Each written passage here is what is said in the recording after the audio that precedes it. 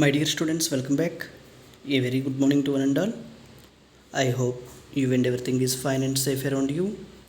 Please stay at home, save yourself, family, and society. Coming to the artificial intelligence course, we are in this today's session. We will cover the concept. What are the properties of task environment? That is also called as features of task environment. Okay, so that is the task environment is one of the concept in the intelligent agents. Actually, in the previous session we covered the concepts. The first concept, agents and environments, good behavior, the concept of rationality. The third concept is nature of environments. In this particular part we are discussing about the properties of task environment. Okay, actually in the part 3 of intelligent agents, the nature of environments already we have covered in the previous session. In this particular part we covered what is the PEAS representation, what are the relation between PEAS representation and rational agents. Okay, so now we will concentrate on what are the properties of task environments. Okay, in today's session we will discuss about properties of task environments. Actually, here we have 8 properties of task environments are there. So why we are using, in which situations we are using these properties? Okay, now we will see. The first property, fully observable or partially observable. The first property is related to the observation.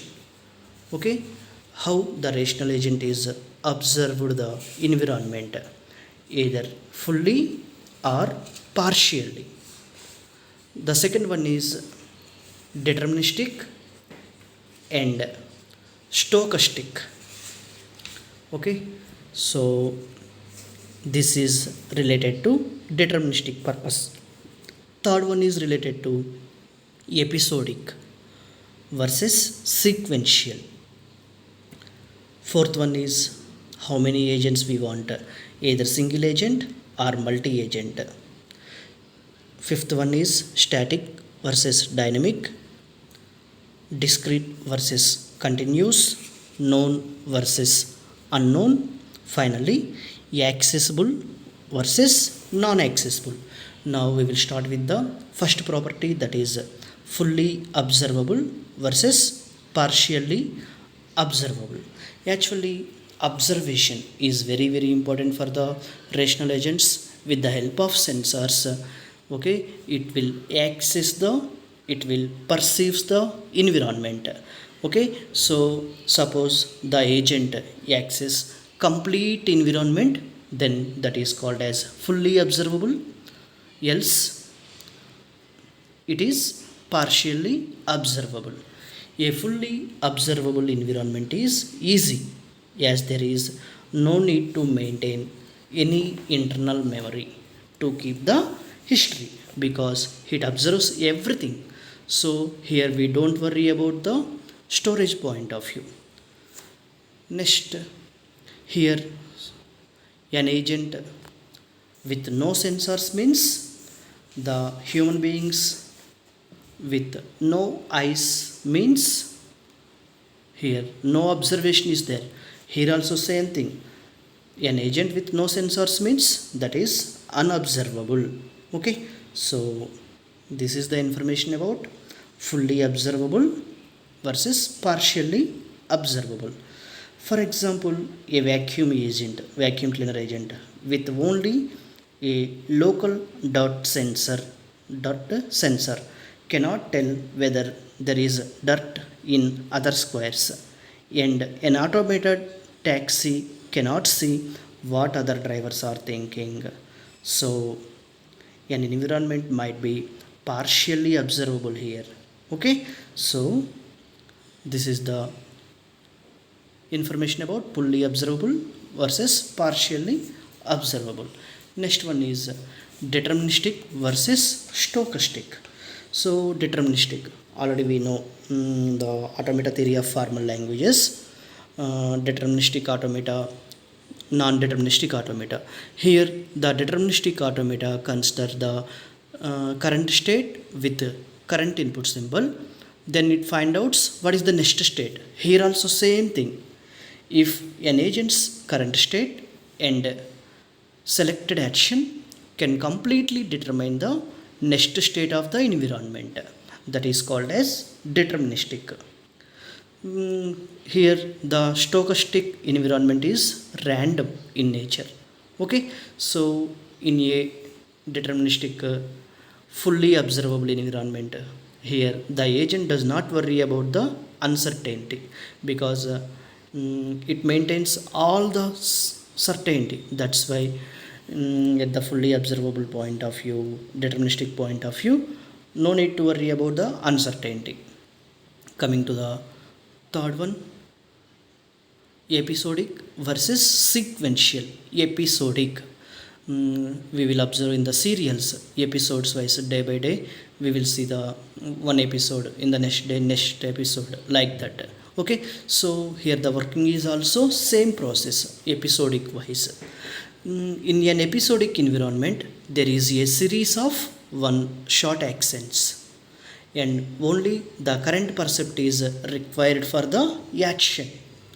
However, in the sequential environment, an agent requires memory of past actions to determine the next best actions. That is the difference between episodic versus sequential. Coming to the single agent versus multi-agent. In some situations, we want only single agent is enough. In some situations, we want more than one agent. In that time, we will use the multi-agents. More than one agent means multi-agents. Suppose army, in that definitely more than one agent is requirement. Okay, suppose we will consider the shopping malls. Suppose in that point of view we want 10 employees, so definitely we will use the multiple multi-agents. Okay, so if only one agent is involved in the environment and operating by itself only, then such an environment is called the single agent. In that situation, multiple agents are operating in an environment, then that situation is called as multi-agent environment. The agent design problems in the multi-agent environment are different from a single agent environment. Okay, in that particular situation, one environment, only one agent is working, so that is single agent. More than one agent is involved, then simply called as multi-agent. Static versus dynamic. Static means no change, dynamic means depending on the situations it will be changed. If the environment can change itself while an agent is deliberating, then such environment is called a dynamic environment. Okay, agent is deliberating, then such environment is called dynamic. Here the environment can change itself. Okay, so here some functions are performing, so definitely that is the dynamic. No change means static. Static environments are easy to deal because an agent does not need to continue looking at the worldwide deciding for an action. Static means constant, so depending on the functions that is working, so here we don't thinking about that, so that means it is simple. However, dynamic environment, agents need to keep looking at the world for each action. Suppose we will consider the taxi driving example. So this is the here the taxi driver observes depending on the situations the driver moves. All the time 60 km/h maintenance is very tough situation. So depending on the conditions, depending on the road safety, depending on the turns, depending on the signals, it will move. So definitely here the taxi driving is an example of a dynamic environment. Suppose we will consider the crossword puzzles. So the crossword puzzle example is a static environment. Okay, so next example, next property is discrete versus continuous. So discrete, definitely compared to the others, we will recognize more compared to the others. Continuous, okay. So discrete, if in an environment there are a finite number of percepts. Percepts means accessing and actions that can be performed within it, then such an environment called as discrete environment, else it is called as continuous. Okay, so discrete, definitely depending on the opposition. Okay, so suppose we will consider the chess game. So here the chess game is example of discrete environment, because as there is a finite number of moves that can be performed. Okay, finite number of moves depending on the opposition. Here the moves are the agent is working, so here it will change by itself. Okay, based on the opposition movements, the thinking ability is improved here. Okay, that's why this is the example of discrete environment. Suppose we will consider the self-driving car, that is the example of continuous environment. Here the discrete versus continuous means, in an environment there are a finite number of percepts and actions that can be performed within it, then that is called as discrete, otherwise continuous. Next property, known versus unknown. Here the agent is known or unknown environment. Actually known and unknown are not actually a feature of an environment. Here up to now, up to 6 properties are discussed.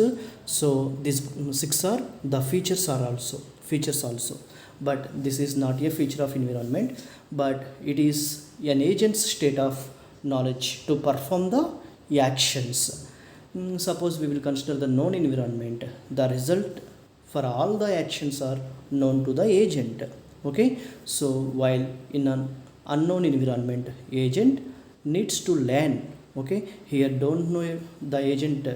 Okay, so the information is don't know about that agent. Here the agent is learn how it works in order to perform an action. It is quite possible that a known environment to be partially observable and unknown environment to be fully observable. Here the unknown environment means it don't know anything. So in this point of view, definitely here the agent is learning. So that's why unknown environment to be fully observable. Coming to the last property, accessible versus inaccessible. So accessing, here the agents have accessing permissions or not. Okay, so if an agent can obtain complete and accurate information about the state's environment. Okay, here an agent can obtain complete information, then such as accessible environment, else inaccessible. Okay, suppose we will consider the empty room whose state can be defined by its temperature. It is an example of access environment, because here the agent can obtain all the information about that environment. That's why an empty room, here the finding of temperature is possible. So that's why here we will consider an empty room as accessible environment. In this situation, suppose we will consider the information about the earth, that is impossible. Okay, so here the earth, what is the position of earth, what is the information about an event on the earth, we cannot find that information. So this is considered as inaccessible environment. These are the properties of task environments. So thank you very much for watching. Thank you. In the next session we will discuss about different structures of an agents. Until now, take care. Bye bye.